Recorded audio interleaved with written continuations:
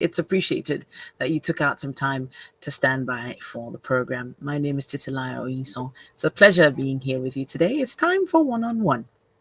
Now, January 28th each year is set aside to celebrate Data Protection Day. This day was created by the Council of Europe to raise a quasi yearly awareness about the importance of prioritizing data protection around the world.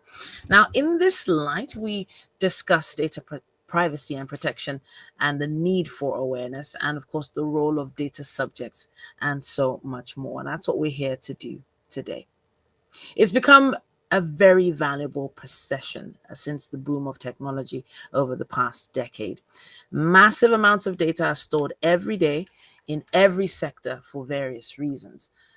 Though all the information collected through various methods is used to create an easier life, a lot of companies have been taking it a bit too lightly when it comes to privacy and protection. And we've heard quite a few times, companies updating their protection and privacy policies over time. And then, of course, we know that we often get those updates on our phones saying that there's some kind of update and we need to go and click and agree. You want to get a little bit more insight?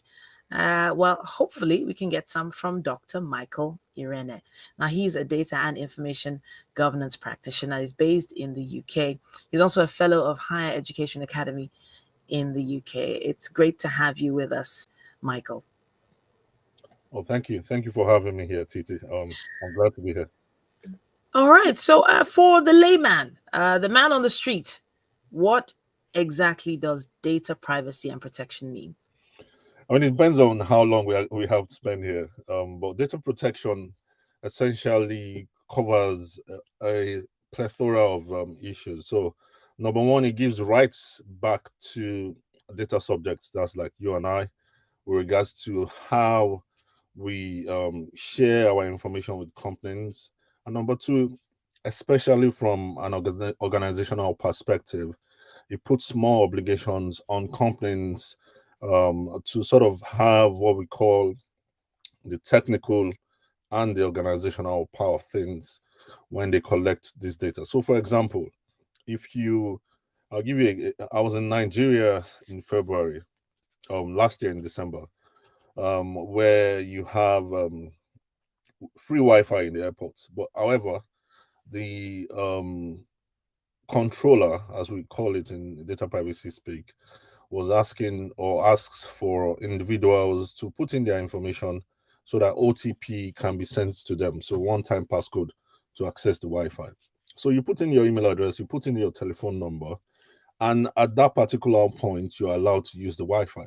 So the question is, after you've used the Wi-Fi, what further processing are they going to be using it for? At that particular point, there was no privacy notice given to data subjects. So that's all individuals like you and I.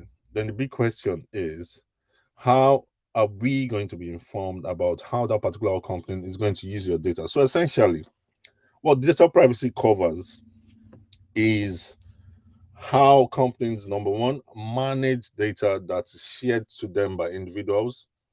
And number two, there are certain rights individuals now have with regards to data privacy. So there are two-way streets.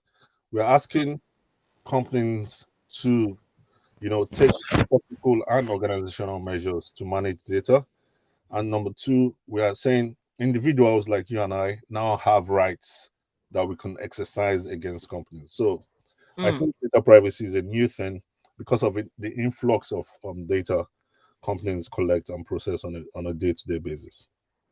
Okay, so uh, you're basically saying whenever I access a website or and I click on accept, or maybe if I use Wi-Fi in a public place, I've basically given someone in quotes Mhm. access to information.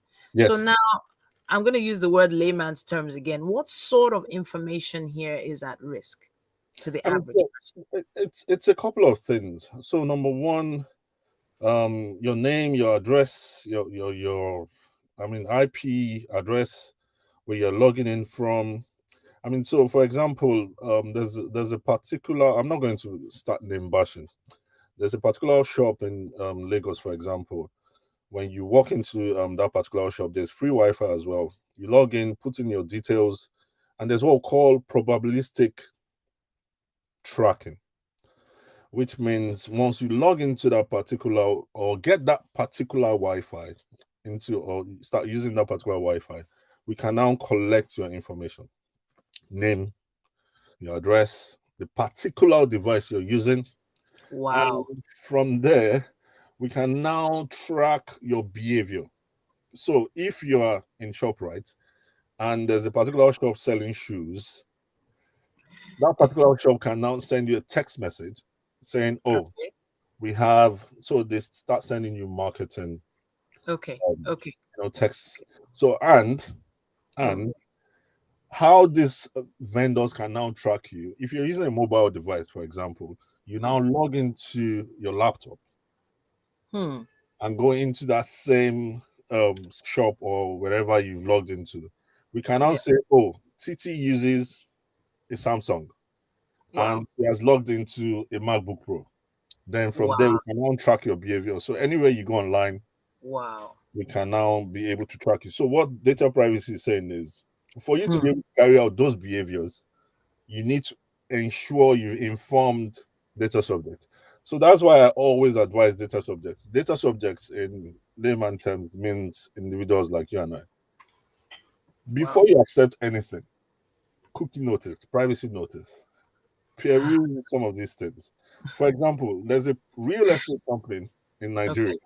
Mm. Before you browse the websites, they Mm. are saying accept the cookies. And they have about 4,000 vendors who are going to be privy to your information you shared to them. So imagine you typing in your name and getting that Wi-Fi. Mm. 4,000 vendors are in your pocket. Goodness me. They know what I like, what I would like to Exactly. buy, where I like to go. Exactly. Okay, so now do companies actually have the right to do this? So I walk into a mall or a public place. Mhm. They have the right to do this. They have the right to control of my data as long as I don't question it. Or how does this work? I mean, the companies don't have the right per se to carry out this what I call excessive intrusion. Yeah, there are certain legal bases companies can use to now process data. So, I mean, if I enter into a contract with a particular company, saying, for example, I want to buy something from you, and of course, for me to process that particular contract, I need to get your name. For example, you want to open a bank account. There are certain information you need to, open that particular bank account. But what we are now noticing, there's now a radical shift from that legal basis to stepping out of the bounds of what data protection is all about. So most companies understand the legal basis, they now cross the bounds. So you would see companies now collecting excessive information about individuals. And the argument is, why should companies be allowed to collect so much information without actually informing, data subject? For example, Facebook, Twitter have been fined or followed by various data protection authorities. Why? Because they are stepping out of the purposes of Mm. collecting those particular information. As a matter of fact, WhatsApp was just recently fined. Meta, formerly Wow. known as Facebook, was fined Wow. because Wow. they extract so much information. There is another company called I'm not let's not go into name, but so this is what the Okay. company does. Yeah. You go on Instagram, Mm. you go on LinkedIn, Mm. you go on Snapchat, you go on TikTok, Twitter, and you post pictures there, Of right? course. So they gather the pictures from where you've posted. Is an AI sort of software. They gather pictures of, say, for example, a TT, and make aggregation about you. So all the pictures, maybe you've gone to Spain, Tenerife, you've gone to Lagos, you've taken some selfies, Mm. posted on Instagram. So they collect it and gather information, LinkedIn, and Mm. their argument is they've not asked you to post it on Instagram or Facebook. Hmm. But you did. Yeah, They didn't ask you to, right? yeah. But you They did didn't ask you. So they are claiming it's free information, because and it's public. exactly on your social media site. So they gather all this information and try to make decisions about you. And as a matter of fact, sell it to companies and Mm. say, ah, this person likes Chanel bags. Okay. And so you now go on Instagram, you now see some adverts Yeah. that is Popping up. channeled to what you particularly like. Okay. So now, if you come at the angle of like a special brand of bag or a special brand of shoes, it doesn't really feel malicious. It feels like they're trying to channel things I prefer to see, Hmm. even though some things that some people prefer to see are just not very, easy to discuss. Yeah, If you put it that way, it yeah. depends on what you. So they're channeling what they've already seen you connected with.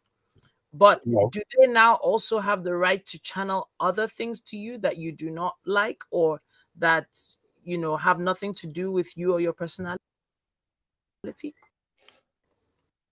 I mean, I think channeling is a very, very, very, very cozy way to put it. Because if I don't give you the right for you to market something to me, or I've not particularly accepted to be market to be exposed to this particular goods, and there is no reason why I should be sort of tracked in that particular way. Yeah. Another thing is because of the extent of what we call online behavioral advertising, it is important for companies to start. There's what we call consent. Without the consent of individuals, if you're now channeling, like to use a word, those particular items to individuals, it's just against data protection regulations. So right now it's just about the laws that are in place to protect people, Exactly. because it's like giving an inch and eventually people taking a mile. I Exactly. have I have to thank you once again for joining us. If you're just tuning in, this is Dr. Michael Irene. He's a data and information governance practitioner based in the UK. He's also a fellow of Higher Institution Academy UK. And I was going to ask a little bit about why Mhm. the world is prioritizing it now. Has there been a specific set of attacks, Mhm. and what industries are most susceptible? Mhm. And if, for instance, we know any business owners right now probably listening or about to hear this message, how can they stay protected? And so the concept of privacy has been driven um, down from the 1940s or 1930s. I mean, it started with the Convention 108 from the Universal Declaration of Human Rights. Then it moved to, understanding the human rights and how companies exchange data about various individuals. And we now had an involvement of technology advancing. And for companies to be able to run their day to day operations, they would need some personal data. So, what we are now saying is if businesses have to control or use, or in data protection speak, process information, they now have to have, number one, policies, guiding policies on how this data is going to be used, how long are we going to be using the data for, and after using these particular data sets, how are we going to delete it? Have our staff been trained? Have we mapped exactly how data is collected? So, in data protection speak, it is expected, and as a matter of fact, in Europe, it is an obligation for you to be able to map how data is collected. And if you have more than 250 staffs, you have to maintain what we call a records of processing activities. In Germany, for example, it's very important for you to maintain and have a data protection officer. However, I think some of the challenges we have from an African perspective is the implementation and the tracking of companies not doing by or going by some of these, you know, tendencies to follow the privacy regulation to it, because I think regulations from a Nigerian perspective or from an African perspective don't have that teeth enough to buy companies. So I think the more we start seeing or creating awareness from, if companies, banks, for example, start, creating awareness about this, they can, boost customer trust. I'll give you an example. I went to a particular company on Ajose Adiogo, and the security guard is the one who collects passport details, collects your bills, and collects other documents, then goes back into the place, photocopies it, comes out, then gives it back to you that, oh, now they've processed your information. So those, Wow. yeah, those kind The of, security guard. yeah, so those kind of organizational measures we have in place are kind of shaky. Hmm. During COVID, I was in Nigeria. I had to do a test, and we were writing our names and our passport numbers on a particular piece of paper, and I mean, the wind blew the paper away, and the guy was not worried, and he just brought in another paper. So I think there's more to be done Goodness me. Wow. from an awareness perspective, and a lot of stakeholders in most companies in Nigeria don't understand the implication of the management or lack of data. Do you think it's more about understanding, or are there some challenges that companies just assume they will face if they go down that road to, more stringent data processing procedures? I think it's much more considering the factors.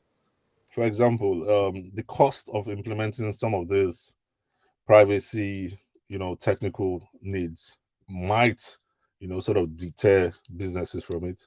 Another thing is the know-how of how to implement what exactly the regulation stands for.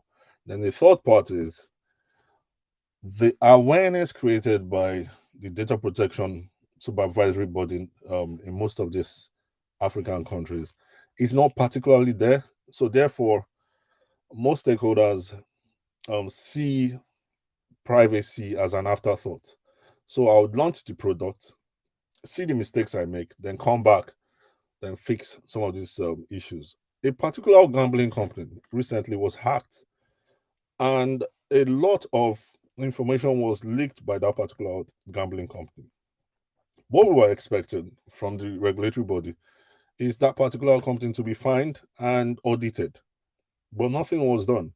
Several government institutions have also been hacked, and Mm, nothing has been done in regards to fines or expectations. I'll give you a clear example again. There's a particular mobile phone company that a lot of Nigerians use. mm. The question is, how many Nigerians would read the privacy notice of Where that? is the privacy? Where is the privacy notice put? Where is it? Is it Exactly. when you turn the phone on and one of those things they tell you to click or skip? Agree. Exactly. But Agree. I took the pain to read the privacy notice, and what they Mm, are saying is, by using their particular device, they can track everything you're doing on the phone. Meaning, if you have downloaded, for example, Facebook, mm, LinkedIn, or mm. anything, we can now track and have access to those particular information. But Wow. that phone is a very popular phone in Nigeria, and a lot of Nigerians use it because of the cost. But Mm. my question is a South Korean? Hmm. So Thank you for hinting. I yeah, get it. Hmm. my question is, where is the regulatory power of things? Who is tracking this particular company coming into Nigeria and extracting so much information that we know nothing about? So, I do know that there are some privacy laws that have been put in place because we have been speaking as if there's almost none. Mhm, But implementing these laws, I guess, is in question. Who is implementing it, and um, what are the worst case scenarios? So now, I know that the average Nigerian is one that they probably react instead of act. mhm, So, what are like worst case scenarios you can give an example so that someone out there watching now mhm. understands how much at risk they actually are? Okay, that's a fantastic question. So let's start from the top. So we have what we call Nigerian Data Protection Regulation, which is supposedly, or yes, it is the regulation, that guides how privacy should be run in Nigeria. So we have the Nigerian Data Protection Bureau, which manifests or implements the expectations of the regulation. So, what's the worst case scenario? There's a very clear example. So, there is this new behavioral shift when it comes to the use of POS systems. You go to a particular merchant, you're trying to make a purchase, and they say, oh, their POS systems are not working, right?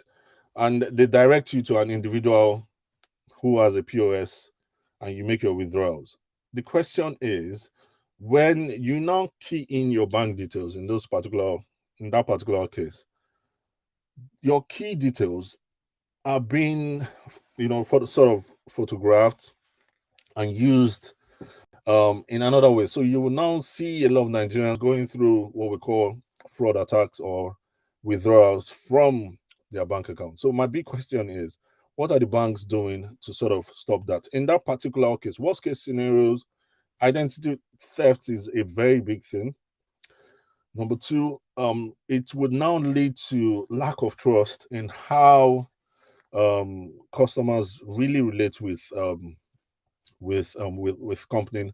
Another thing that we now have is excessive intrusion into the behavioral expectations of individuals within a particular country. For example, you are talking to maybe your friend about buying something new, and all of a sudden you start seeing ads about that, and that seems very intrusive, and you now have this excessive tracking of behaviors of individuals within a particular region. So the big question is, we are being exposed on a very large scale.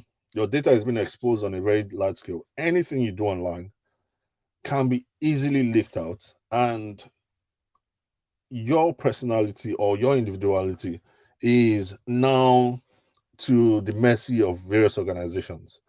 And from a data standpoint, so we have three three types of individuals that have been able to define from a data subject point of view in Nigeria.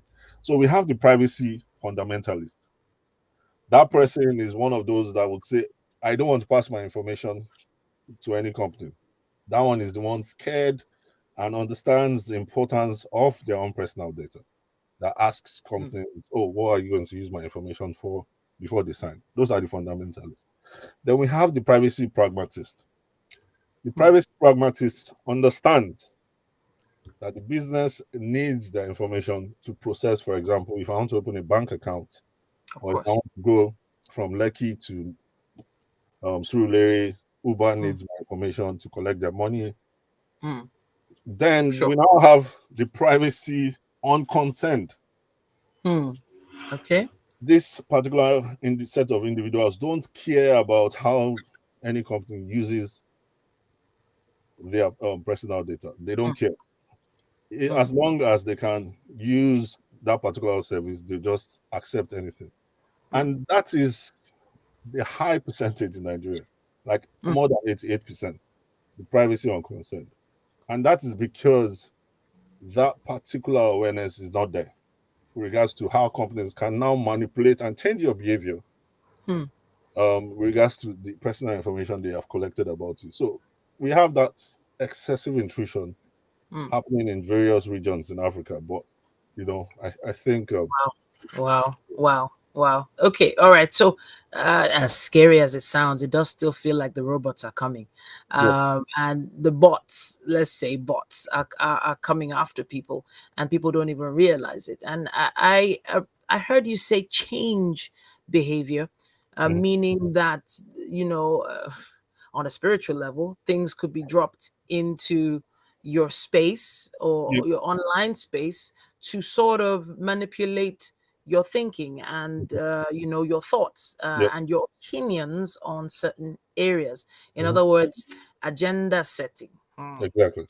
I mean, Let's not so if go you take the there. case US American US election example, we can Yeah. now. As a matter of fact, one Nigerian politician tried to use Cambridge Analytica too. So the big question is, why would you want to use those particular tracking methodologies to influence political decision? Because research has proven that we can now manipulate how data or how we can now manipulate how you perceive certain individuals by feeding you certain information, because we now understand the type of person you are. Another area we need to be very privy of or very wary of is how children being exposed on a large scale to the internet and the kind of information they can now gather. So you need to be scared. Who is your child when they are on the iPad or on your phone sharing information with? How is it going to be stored? Who are they talking to at a particular moment? Who is tracking individuals? And you need to be able to understand that for every acceptance, from a cuckoo perspective, you've given to companies, a lot of other companies are now privy to that information. So it's a very dire Mm. situation, but I think Yes. we need to start exposing some of these flaws. Mm. Now, we can't stress how important it is Hmm. to for this to serve as a reminder that companies have an obligation, Yep, um, and to also remind people daily about guarding their data and security. Now, there are some websites, for instance, that will deny you access yep, to their information or whatever they have on their site if you do not accept. yep. Um, so the question now is it by force to accept? There are some situations where they make it seem like, sorry, you cannot access this website without accepting, and then you just feel, your arms twisted behind your back, and you really need to use whatever they have. Hmm. Um, is it about just looking for alternatives? What can one do? Can one call them out on it? I mean, they can be called out on it. So there's a particular part of privacy that talks about consent. The consent is not given affirmatively or freely given, and you're now saying, "Oh, if you don't accept it, you can't use my services." That's just against any data privacy regulation. So my advice would always be, if you go on a particular website and they're sort of trying to force you to use their services without accepting or consenting to some of their data privacy methodologies, do not accept. It's simple. Then the question is, why are they not being transparent with how your information is going to be used? Because let's not forget, transparency is one of the principles of data privacy. A lot of companies now are trying to be transparent. Yeah. But Mm, what the regulation is asking is also be fair with how you inform or how you process information passed on to you as a company. So if a company is saying, "Oh, if you don't accept, you can't use," then to me is a red flag. mm. Yeah. Now, could it be said? Oh, apologies for that. Could it be said that there are uh, some companies whose main source Mhm. of funding actually happens to be from Yeah. selling data. So, for instance, no matter what it is they do on the side, even if it's fashion they're into or food they're into, that a large percentage of their profits come from data. Yeah. Is Yeah. this? I mean, so there's what we call data brokerage. So companies, there are certain companies that are like data brokers. So they would Okay. exist on various sites. Yeah. Mm, They would download information. They are like they will download information of various individuals. So if, for example, your own site has a hit of about 5,000 visitors a day, they collect that particular information, store it in a particular data warehouse, go to another mm, site, store it in a particular data warehouse. So they aggregate behaviors and sell to companies based on that. So they are data brokers that make money off data sets or your social footprints on the web. mm. Yeah. So there are existing companies like that, and as a matter of fact, it's $1 million industry. Amazing. Amazing. I have to say thank you to you for sharing this information with us. It's all about giving awareness based on the fact that just 2 days ago or 3 days ago, it was World Data Protection Day, Awareness Day. Yeah, yeah. No, January. Data Protection Yeah, January 28th. And that's why we're having this conversation.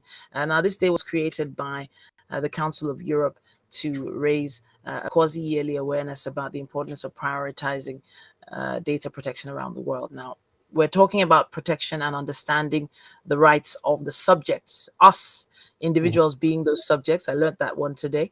mhm. And making sure that we don't fall victim to loads of these issues that a lot of people are going through. Yep. Dr. Michael Irene, I have to say thank you. Thank you so much for joining. Thank you, Titi, for having me. Thank you. Can we reach you on LinkedIn maybe? What's is this your LinkedIn name?